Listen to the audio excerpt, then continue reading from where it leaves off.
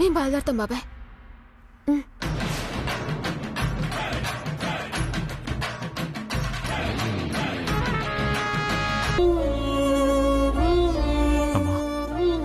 బయలుదేరదామా?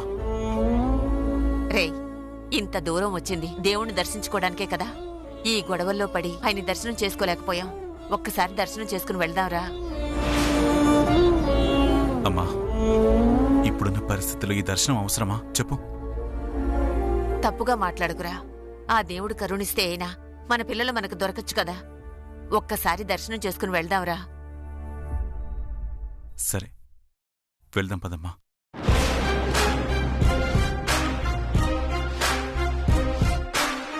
అక్కో, నువ్వు చేసిన ప్లానింగ్ మామూలు ప్లానింగ్ కాదక్క. లేకపోతే ఆ ఏర్నారని చేతిలో ఈ పూట మన కథ ముగిసిపోయి ఉండేది. మరి కాంతమ్మ మజాక ఇలాంటి రోజు ఒకటి ఎదురవుతుందన్న అనుమానంతోనే మన జాగ్రత్త మనం పడ్డాం. అవునక్కోయ్, ఆ రోజు నాకు ఇంకా గుర్తుంది. అక్క, ఆ నాయుడు గారిని వడ్డీ అడిగితే వచ్చే నెల ఇస్తానన్నాడక్క. వచ్చే నెలైనా ఇస్తాడా లేక మళ్ళీ తిప్పుతాడా? వచ్చే నెల ఖచ్చితంగా ఇస్తానన్నాడక్క. ఇవ్వకపోతే వాడిల్లు రాయించుకుంటానని చెప్పావా? చెప్పానక్క. వచ్చే నెల వడ్డీ అన్నా ఇస్తా అన్నాడు, లేదా తీసుకున్న అప్పు ఇల్లు ఏదైనా ఇచ్చేస్తా అన్నాడు. సరే వెళ్దాం పద. నా మాట విను నాన్నా. ఈ ఊర్లో ఉంటే ఆ కోకిలమ్మ కుటుంబరావుని కలవడం కోసం, ఆ కాంతమ్మతో గొడవ పెట్టుకోవడం కోసం తిరుగుతూనే ఉంటావు. నీ బుర్ర మొత్తం పాడు చేసుకుంటావు. అసలే ఆ కాంతమ్మ మంచిది కాదు. పొరపాటున నువ్వు గనక కాంతమ్మకు దొరికితే ఇక నువ్వు మాకు దక్కవు నాన్నా. నువ్వేం భయపడొద్దమ్మా. ఆ కాంతమ్మ నన్నేం చేయలేదు. ఇవాళో రేపో కోకిలమ్మ కుటుంబరావులని కలుస్తాను. వాళ్ళిద్దరిని తీసుకుని వీరనారాయణ దగ్గరికి వెళ్తాను. అప్పుడు చేసిన నేరాలని కాంతమ్మే చేసిందని చెప్తాను. అప్పటిదాకా నాకు మనశ్శాంతి ఉండదమ్మా.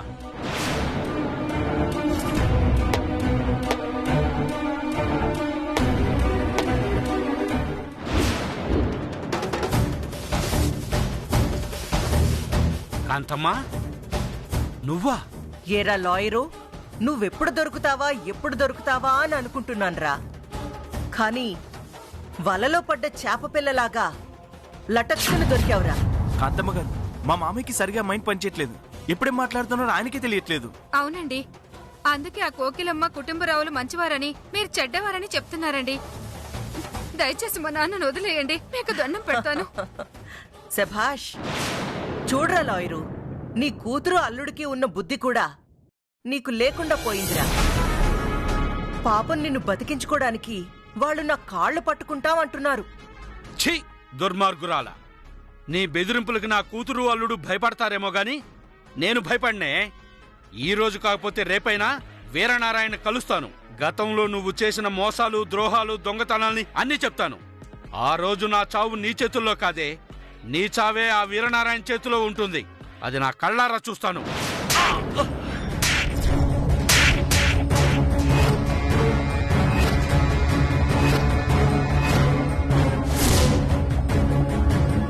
అవతారం,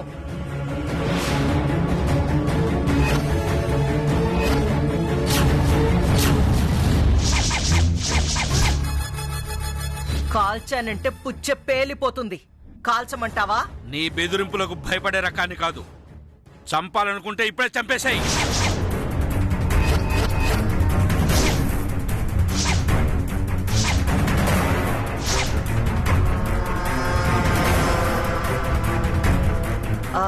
ఒరే అవతారం, అక్క,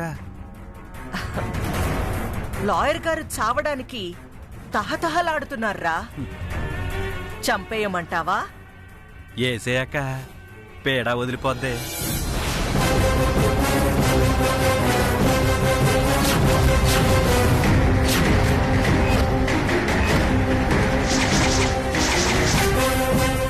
కాంతమ్మ గారు, మీకు దండం పెడతానండి, దయచేసి మా నాన్నను వదిలేయండి.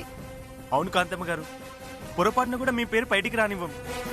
ఒకవేళ వస్తే కనుక మా మామయ్య గారికి పిచ్చి పట్టింది, అందుకే అలా పిచ్చి వాగుడు వాగుతున్నాడని అంటామండి. దయచేసి ఆయన వదిలేయండి. Very good.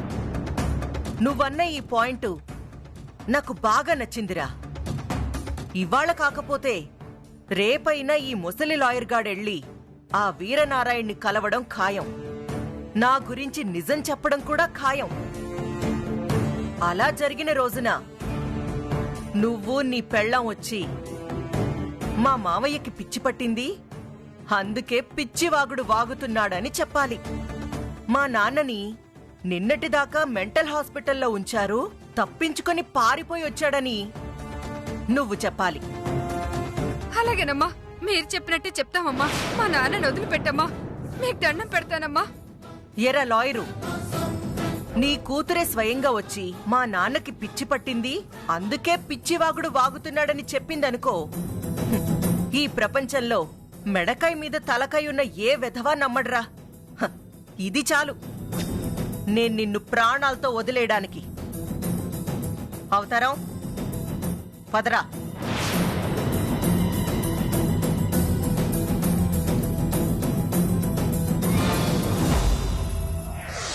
ఆ రోజు గనక వాళ్ళని మనం బెదిరించుండకపోతే ఈ రోజు తిరిగొచ్చి సాక్ష్యం చెప్పుండేవాళ్లు కాదు, మనం బతికి బట్టకట్టుండేవాళ్ళం కాదు. అవునే అక్క, వాళ్ళని బెదిరించి నువ్వు చాలా మంచి పని చేశావు. సరే కాని దర్శనం చేసుకుందాం పద. ఆ, ఇప్పుడు ఎందుకక్క దర్శనం? ఆ కోకిలమ్మ కుటుంబరావులు చిట్టమ్మని ఇక్కడికి తీసుకొచ్చారంటే నాకెందుకో అనుమానంగా ఉందిరా. వాళ్ళు కేవలం మొక్కు తీర్చుకోవడానికే వచ్చారా, లేదంటే మన నీలాంబరి చెప్పినట్టు ఆ బంగారు పాదుకలు తీసుకొచ్చారో తెలియాలంటే మనం ఒక్కసారి గుడికి వెళ్ళాలి. పద వెళ్దాం పద. పదక్క.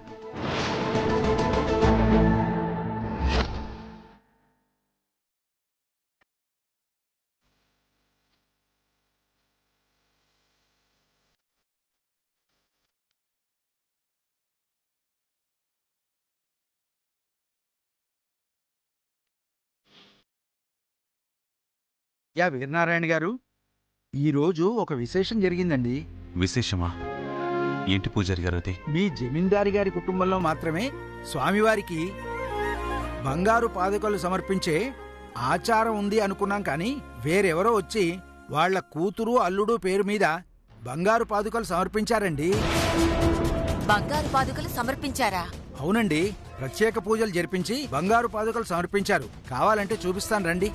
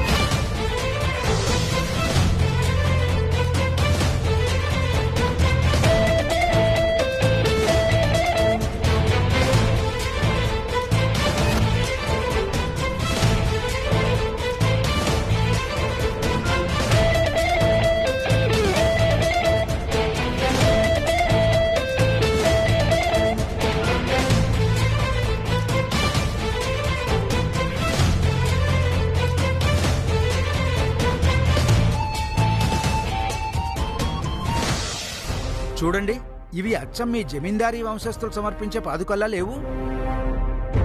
అమ్మా, చూసావా? ఇవి మనింట్లో ఉండాల్సిన పాదుకలు. అవును వీరనారాయణ, అవి మనింట్లో పాదుకలే. ఆశ్చర్యంగా ఉందమ్మా. మీ పాదుకలేంటి పరాయి వాళ్ళు సమర్పించడం ఏంటి? అమ్మా, అన్నయ్య కూతుర్లు బ్రతికే ఉన్నారమ్మా. అన్నయ్య కూతుర్లు బ్రతికే ఉన్నారు.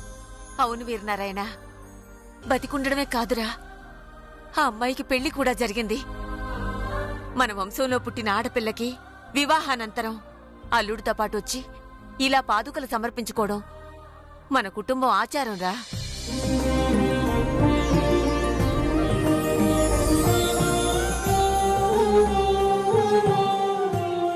మన ఆచారాన్ని మన బదులుగా నా మనవరాలు చేయించారంటే నా మనవరాలు ఈ చుట్టుపక్కలే ఉంది. తనకి పెళ్లి కూడా అయ్యిందిరా. అవునమ్మా, తను బతికున్నందుకు ఆనందంగా ఉందమ్మా. పెళ్లి జరిగిందని తెలిసి మరింత ఆనందంగా ఉందమ్మా. అంటే త్వరలోనే అన్నయ్య కూతుర్లు మనకు కలుస్తారమ్మా. అవును వీరనారాయణ, ఈ బంగారు పాదుకలు చూశాక నాకు నమ్మకం కుదిరిందిరా. పూజారి గారు, వీటిని సమర్పించిన వాళ్ళు సరిగ్గా 12 రోజుల తర్వాత వచ్చి ఈ పాదుకలు తీసుకోవాలి. వాళ్ళు ఈ మాట చెప్పారా? అవునండి, మీరు చెప్పినట్టే చెప్పారు. సరిగ్గా 12 రోజుల తర్వాత మళ్ళీ వస్తాను, ఈ పాదుకలు తీసుకెళ్తాను అని చెప్పారు. డౌట్లన్నీ క్లియర్ అయిపోయాయమ్మా. మనమేమీ చేయనక్కర్లేదు. 12వ రోజు ఇక్కడికొస్తే అన్నయ్య బిడ్డల్ని ఎవరెత్తుకెళ్లారో దొరికిపోతారు. అవును పంతులు గారు, వాళ్ళిద్దరూ ఎలా ఉన్నారు? అంటే వాళ్ళిద్దరూ వయసు కొంచెం పైబడిన వారే అమ్మా. వాళ్ళ పేర్లేమైనా చెప్పారా? ఏం చెప్పలేదమ్మా. కొంపదీసి కుటుంబరావు కోకిలమ్మ కాదు కదా? సర్లేమ్మా, వెళ్దామా? అలాగే నాన్న. పూజారి గారు, వెళ్ళొస్తాం. నమస్కారం అమ్మా. వెళ్ళొస్తాం పంతులు గారు.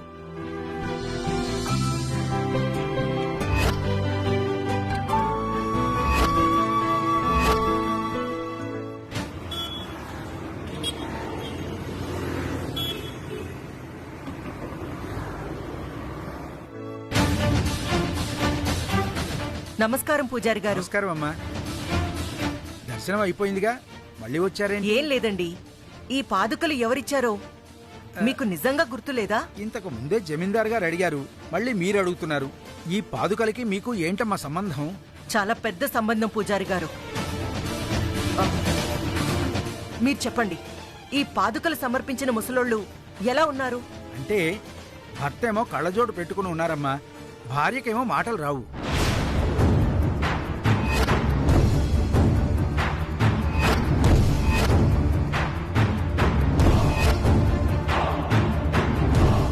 ఏంటండి మీరనేది? ఆ భార్య మూగదా, భర్త కళ్ళజోడు పెట్టుకునున్నాడా? అవునమ్మా, అంతకు మించి వివరాలేమీ తెలీదు. ఈ వివరాలు చాలు పూజారి గారు. ఒరే అవతారం, పదరా. పదక్క.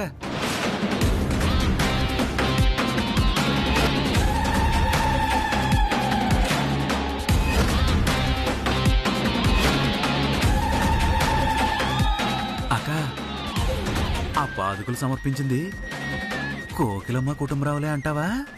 అంటావా ఏంట్రా? చిట్టెమ్మే, జమీందారు గారి పెద్ద కూతురు.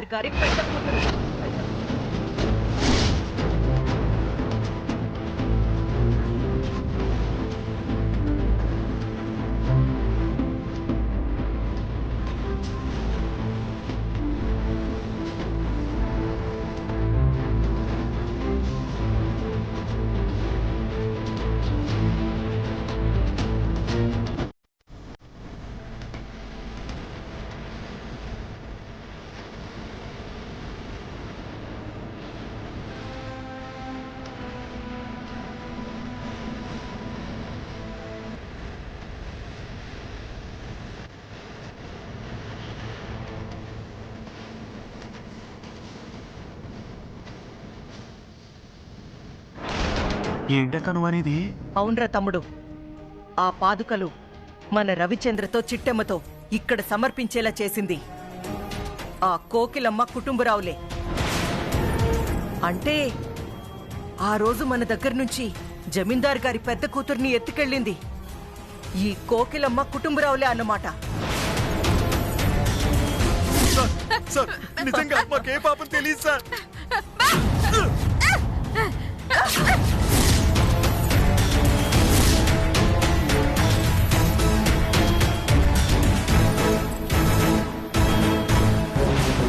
అంటే చిట్టమ్మ ఆ వైష్ణవిదేవా? అవునరా, జమీందార్ గారి పెద్ద కూతురు వైష్ణవీనే.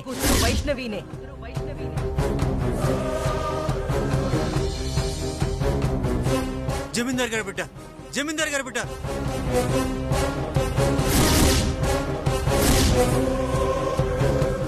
వైష్ణవమ్మ, వైష్ణవమ్మ, వైష్ణవమ్మ.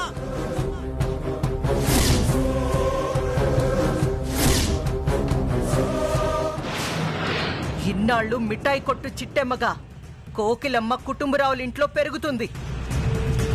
అదే నా ఇంటి కోడలు కూడా అయ్యింది. అకాయ్, నువ్వు నాకు తోక తొక్కావు. ఎందుకురా? మరి లేకపోతే జమీందారు గారి పెద్ద కూతురు ఇప్పుడు నీ ఇంటి కోళ్ళయిందే. అంటే ఆయన ఆస్తి మొత్తం మనకే కదా వస్తుంది.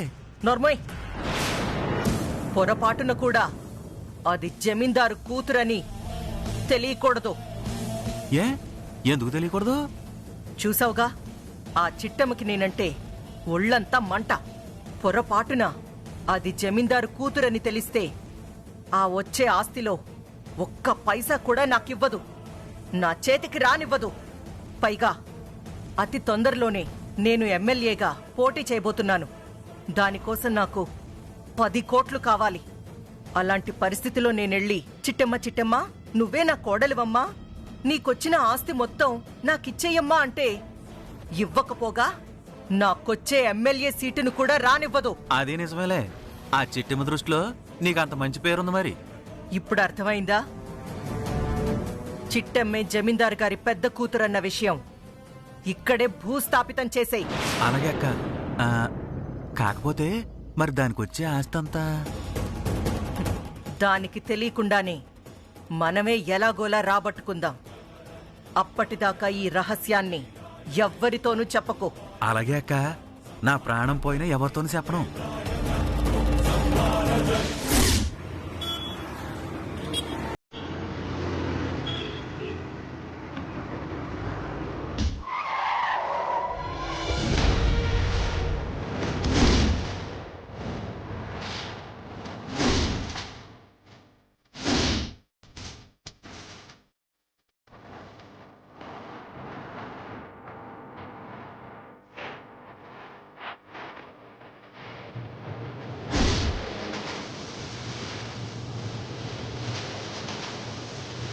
అక్క, 20 ఏళ్ల క్రితం మనం చూసిన పొలమేనా ఇది?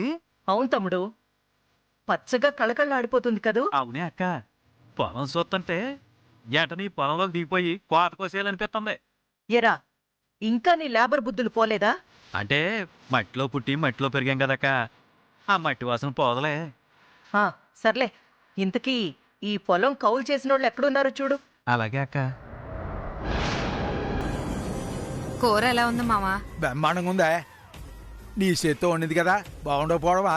అంతేలే మావా, నీకిష్టమైన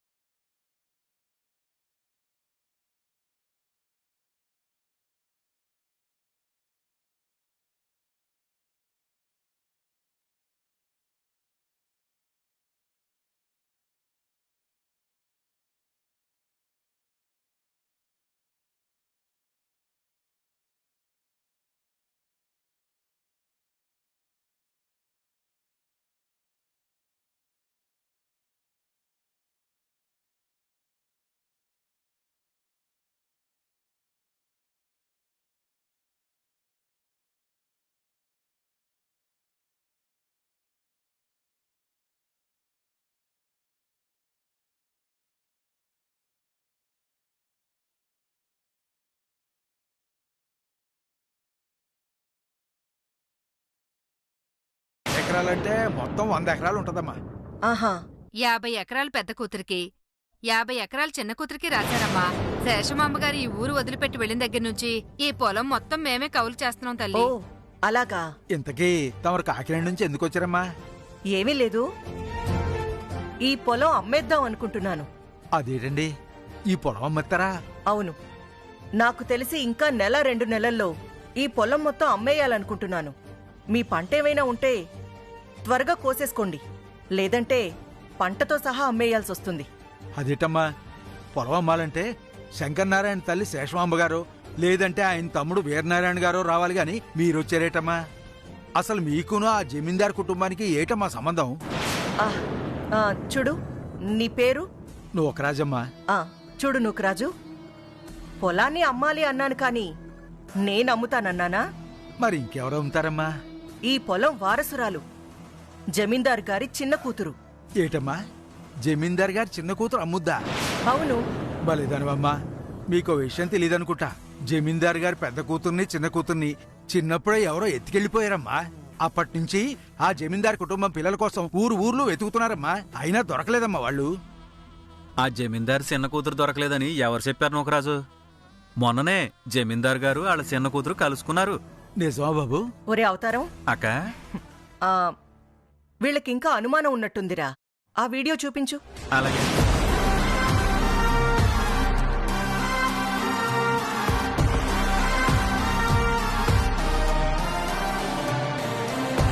నా మనవరాలైన లతని ఈ నాన్నమ్మ శేషమాంబ మనస్ఫూర్తిగా అక్షతలేసి ఆశీర్వదిస్తుంది.